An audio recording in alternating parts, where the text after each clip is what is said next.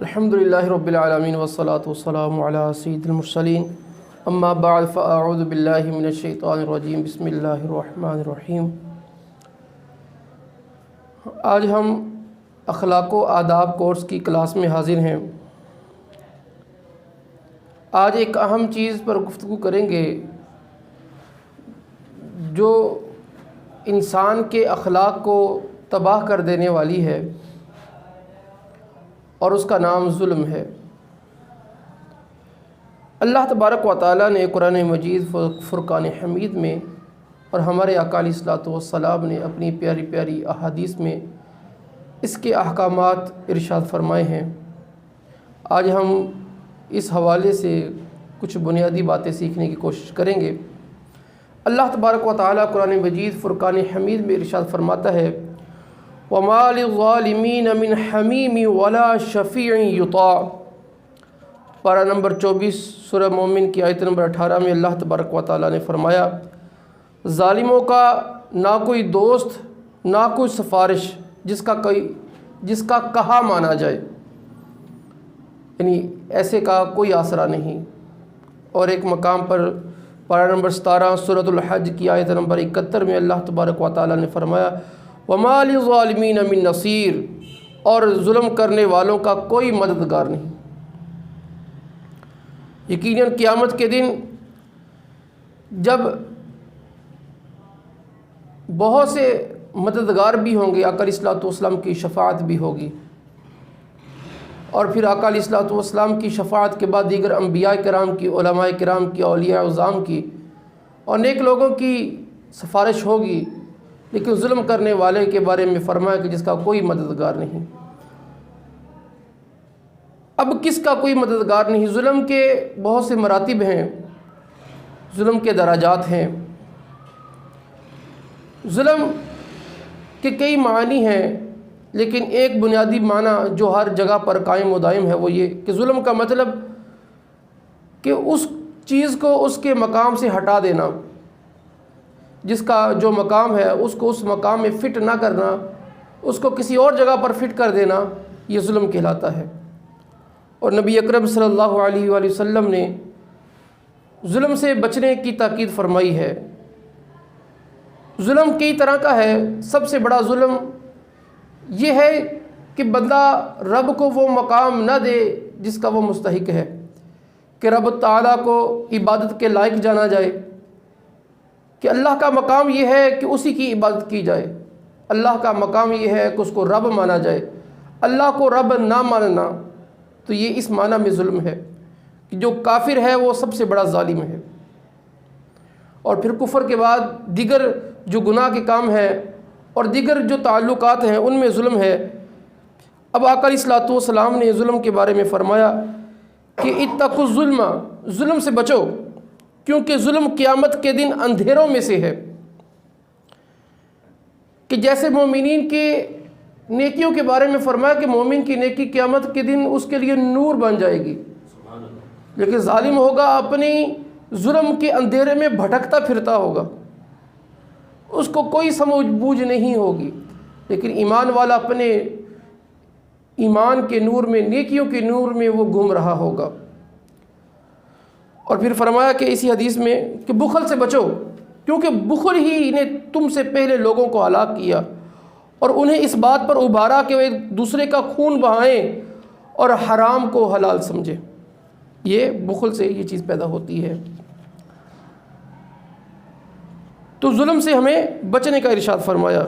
اور اسی طرح آقا علیہ الصلوۃ والسلام نے ظلم سے بچنے کا ارشاد فرمایا اور اس کی مختلف صورتیں ان کا بھی ذکر کیا، کہ جیسے حضرت ابو ہریرہ رضی اللہ تعالیٰ عنہ روایت کرتے ہیں کہ آقا علیہ الصلوۃ والسلام نے فرمایا قیامت کے دن تم لوگ ضرور حقداروں کو ان کے حقوق سپرد کرو گے، حتیٰ کہ بے سینگ والی بکری کا سینگ والی بکری سے بدلہ لیا جائے گا۔ اندازہ کیجئے کہ یہ معاملہ کتنا نازک ہے، کہ اگر دنیا میں کوئی کسی پر ظلم کرتا ہے تو اس کو اس کا بدلہ ضرور دیا جائے گا۔ ظالم کسی مسلمان بھائی پر ظلم کر کے یہ نہ سمجھے کہ اس کا کچھ بدلہ نہیں لیا جائے گا۔ اللہ تبارک و تعالیٰ نے قرآن پاک کے اندر کئی ایک مقامات پر یہ واضح کیا ہے کہ اللہ تبارک و تعالیٰ ایسے لوگوں کے عمل سے غافل نہیں ہے۔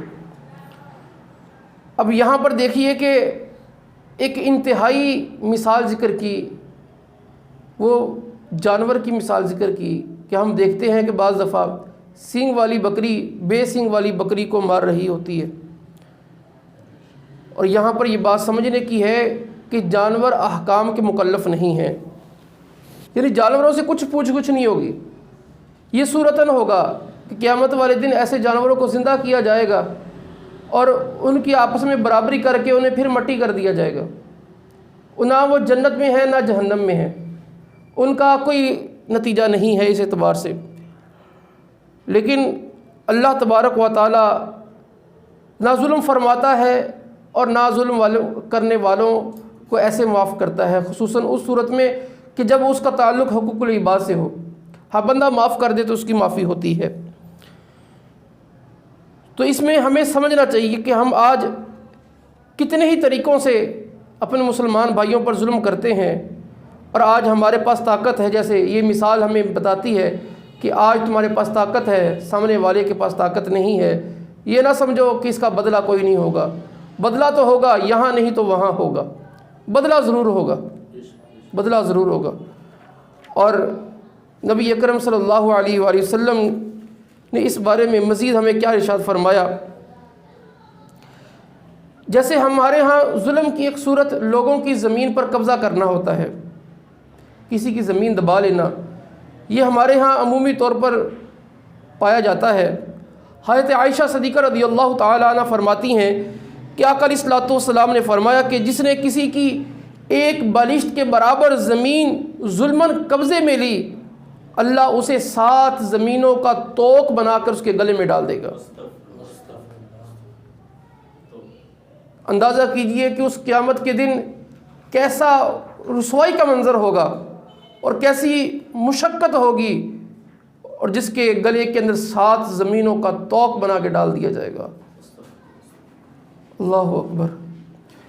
تو زمینوں پر قبضہ کرنے والے غور کریں اور اپنے عمل سے توبہ کریں کہ اگر کسی کی زمین پر قبضہ کیا ہے تو آج ہی اسے معافی کر لی جائے، اس کی زمین اسے واپس دے کر اللہ کی بارگاہ میں رجوع کر لیا جائے۔ اور پھر زمینوں پر قبضہ کرنے والے، لوگوں کی املاک کو نقصان پہنچانے والے، لوگوں پر طرح طرح کے ظلم ڈھانے والے، اور خصوصاً وہ لوگ کہ جو حق کے راستے پر ہوں اور اللہ کے راستے پر ہوں، اللہ کے دین کی بات کریں، ایسے لوگوں پر ظلم ڈھانے والے وہ یہ نہ سمجھیں کہ ہمیں کوئی پکڑنے والا نہیں۔ آج مسلمان جو رسول اللہ کا نام لیتے ہیں ان پر لوگ ظلم کرتے ہیں، کہیں پولیس کی صورت میں، کہیں سیکورٹی اداروں کی صورت میں، کہیں جاگیرداروں کی صورت میں، کہیں سیاستدانوں کی صورت میں، ایسے لوگوں پر وہ ظلم ڈھاتے ہیں، اور پھر وہ سمجھتے ہیں کہ ہمیں پکڑنے والا کوئی نہیں، اور ایسے لوگ دن دناتے پھرتے ہیں۔ تو یاد رکھیے اللہ کی پکڑ بڑی سخت ہے، ان بطش ربک لشدید، کہ بے شک تیرے رب کی پکڑ بہت سخت ہے۔ اور پھر سیدنا ابو موسیٰ اشعری رضی اللہ تعالیٰ عنہ فرماتے ہیں کہ آقا علیہ الصلوۃ والسلام نے فرمایا کہ بے شک اللہ ظالم کو مہلت دیتا ہے، پھر جب اسے پکڑتا ہے تو اسے چھوڑتا نہیں ہے۔ پھر آقا علیہ الصلوۃ والسلام نے یہ آیت مبارک تلاوت فرمائی، وَكَذَلِكَ أَخْذُ رَبِّكَ إِذَا أَخَذَ الْقُرَىٰ وَهِيَ ظَالِمَةٌ إِنَّ أَخْذَهُ أَلِيمٌ شَدِيدٌ۔ فرمایا اور ایسی ہی پکڑ ہے تیرے رب کی جب بستیوں کو پکڑتا ہے ان کے ظلم پر، بے شک اس کی پکڑ دردناک اور سخت ہے۔ اللہ تبارک و تعالیٰ ایسی بستیوں کو پکڑ لیتا ہے جو معاشرے دوسرے لوگوں پر ظلم کرتے ہیں، تو اللہ تعالیٰ انہیں چھوڑتا نہیں ہے۔ تو یہاں پر اس حدیث مبارک میں اللہ تعالیٰ کی طرف سے مظلوم کے لیے تسلی ہے اور ظالم کے لیے وعید ہے تاکہ وہ اپنے ظلم سے باز آ جائے۔ تو بندے کو یہ نہیں سمجھنا چاہیے کہ اب ظلم کر رہا ہوں اب جو مرضی کرتا چلا جاؤں، ایسے نہیں ہوگا۔ اور یاد رکھیے ظلم سے بچنے کی میرے آقا علیہ الصلوۃ والسلام نے کتنی تاکید ارشاد فرمائی کہ جب نبی اکرم صلی اللہ علیہ وآلہ وسلم نے سیدنا معاذ بن جبل رضی اللہ تعالی عنہ کو یمن کا حاکم بنا کے بھیجا تو آقا علیہ الصلوۃ والسلام نے فرمایا کہ تم لوگوں کو اللہ کی عبادت کا حکم دینا اور لوگوں کو یہ بتانا کہ رسول اللہ صلی اللہ علیہ وآلہ وسلم اللہ کے رسول ہیں۔ اگر وہ یہ بات قبول کر لیں یعنی ایمان لے آئیں، اس کے بعد انہیں بتانا کہ بے شک اللہ تعالیٰ نے ان پر دن اور رات میں 5 نمازیں فرض کی ہیں، پھر اس کے بعد انہیں یہ بتانا کہ اللہ تعالیٰ نے ان پر زکوٰۃ فرض کی ہے جو ان کے مالداروں سے لے کر ان کے فقراء میں تقسیم کر دی جائے۔ اگر وہ یہ بات مان لیں تو ان کے عمدہ مالوں سے احتراز کرنا، یہ نہیں اب زکوٰۃ لینی ہے تو ان کے عمدہ مال تم وصول کرنا شروع کر دو کہ وہ کنگلے ہو جائیں۔ اور کہا کہ مظلوم کی بد دعا سے بچنا، کیونکہ اس کے اور اللہ کے درمیان کوئی پردہ نہیں ہوتا۔ تو یہ لوگوں کو غور کرنا چاہیے کہ کہیں ہم مظلوموں کی بد دعا تو نہیں لے رہے۔ مظلوم کی بد دعا یہ بڑی دردناک ہے، انسان کو کہیں کا نہیں چھوڑتی۔ اس لیے آقا علیہ الصلوۃ والسلام نے بطور تاکید یہ فرمایا، اور کسی بھی بندے کو جو حاکم ہے اس کو یا کسی کو جب ذمہ داری دی گئی ہے اس کو تو بطور خاص یہ غور کر لینا چاہیے کہ مظلوم اور رب کے درمیان کوئی پردہ نہیں ہوتا۔ وہ آہ کرے گا، اللہ تعالیٰ اس کی آہ کو پورا کرے گا۔ یہ اللہ کی مشیت پر ہے، مرضی پر ہے کہ اس کا بدلہ ابھی دینا ہے یا بعد میں دینا ہے، لیکن اللہ تعالیٰ اس کا بدلہ ضرور دے گا۔ اور پھر سیدنا ابو ہریرہ رضی اللہ تعالی عنہ فرماتے ہیں کہ آقا علیہ الصلوۃ والسلام نے فرمایا، جس کا اپنے مسلمان بھائی پر اس کی عزت یا کسی اور چیز کے حوالے سے کوئی ظلم ہو تو اسے چاہیے کہ اس دن سے پہلے آج ہی معافی حاصل کر لے، جس دن دینار اور درہم پاس نہیں ہوں گے۔ اگر اس ظالم کے پاس اچھا عمل ہوگا تو اس ظلم کے برابر اسے لے لیا جائے گا، اگر اس ظالم کے پاس نیکیاں نہ ہوں گی تو مظلوم کی برائیاں لے کر اس ظالم کے کھاتے میں ڈال دی جائیں گی۔ ہائے کتنی بڑی بات ہے، کتنا سخت معاملہ ہے، لیکن آج ہم ظلم کے معاملے کے اندر، لوگوں کے حقوق کے معاملے میں کچھ بھی غور نہیں کرتے، اور یہاں پر لوگوں کا مال دبا لیا جاتا ہے، قرض لے کے واپس نہیں کیا جاتا۔ یاد رکھیے، قرض لے کر واپس نہ کرنا ظلم ہے، اور قرض لے کر پیسے نہ لٹانا یہ کتنا بڑا جرم ہے، اس حدیث مبارک سے سمجھیے کہ سیدنا ابو قتادہ رضی اللہ تعالیٰ عنہ روایت کرتے ہیں کہ آقا علیہ الصلوۃ والسلام ان کے درمیان کھڑے ہوئے اور ارشاد فرمایا، تمام کاموں سے افضل کام اللہ کی راہ میں جہاد کرنا اور اللہ پر ایمان لانا ہے۔ تو جب آقا علیہ الصلوۃ والسلام نے یہ بات ارشاد فرمائی، ایک شخص کھڑا ہوا، عرض کی، یا رسول اللہ، آپ کا کیا خیال ہے اگر میں اللہ کی راہ میں شہید کر دیا جاؤں تو کیا میرے سارے گناہ معاف ہو جائیں گے؟ تو آقا علیہ الصلوۃ والسلام نے فرمایا، ہاں، اگر تم اللہ کی راہ میں اس حال میں شہید ہوئے، شرطیں لگائیں، مطلقاً شہادت نہیں، شرطیں لگائیں کہ تم صبر کرنے والے ہوئے میدان جہاد میں، اور پھر ثواب کی امید سے جہاد میں شرکت کرنے والے ہوئے، جنگ میں آگے بڑھنے والے ہوئے، پیچھے ہٹنے والے نہ ہوئے، پیٹھ پھیر کر پیچھے ہٹنے والوں میں سے نہ ہوئے، تو اللہ تعالیٰ تمہارے سارے گناہ مٹا دے گا۔ تو آقا علیہ الصلوۃ والسلام نے یہ بات ارشاد فرما کے پھر کہا، تم نے کیا پوچھا تھا؟ تو اس نے عرض کی، یا رسول اللہ، اگر میں اللہ کی راہ میں شہید کر دیا جاؤں کیا گناہ معاف ہو جائیں گے؟ آقا علیہ الصلوۃ والسلام نے یہ ساری باتیں ارشاد فرما کر یہ فرمایا کہ مگر یہ فرمایا کہ تمہارا قرض معاف نہیں ہوگا، تمہارے سارے گناہ معاف ہو جائیں گے، تمہارا قرض معاف نہیں ہوگا، اور فرمایا کہ مجھے یہ بات جبرائیل نے بتائی ہے۔ شارحین نے لکھا کہ آقا علیہ الصلوۃ والسلام نے جب پہلی بات ارشاد فرمائی اس میں قرض کا ذکر نہیں تھا، تو جبرائیل امین علیہ الصلوۃ والسلام نے وہی آقا علیہ الصلوۃ والسلام کی رب کی پہنچائی کہ اس میں یہ بات بھی شرط ہے کہ بندے کے اوپر قرض نہ ہو، کہ سارے گناہ تو معاف ہوں گے، قرض پھر بھی باقی رہے گا۔ تو اندازہ کیجئے کہ یہ پیسوں کا معاملہ، قرض کا معاملہ کتنا سخت ہے۔ تو ہمیں قرض ادا کر دینا چاہیے، کوئی بھی حق بندے کی ذمہ پر ہے اسے ضرور ادا کر دینا چاہیے۔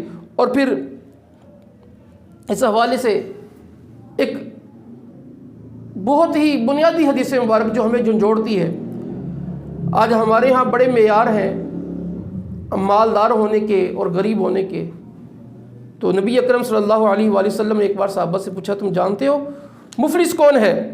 تو صحابہ کرام علیہم رضوان عرض کی ہم میں یا رسول اللہ مفلس وہ ہے کہ جس کے پاس مال و دولت نہیں، جس کے پاس سامان نہیں۔ تو آقا علیہ الصلوۃ والسلام نے فرمایا میری امت میں مفلس وہ ہے جو قیامت کے دن نماز بھی لے کے آئے، روزہ بھی لے کے آئے، زکوٰۃ بھی لے کے آئے، لیکن اس کے ساتھ اس نے کسی کو گالی دی، اس نے کسی مسلمان پر تہمت لگائی ہے، کسی کا مال کھایا ہے، اس نے کسی کا یا خون بہایا ہے یا کسی کو اس نے مارا ہے، پس ان لوگوں میں سے پہلے ایک کو اس کی نیکیاں دے دی جائیں گی،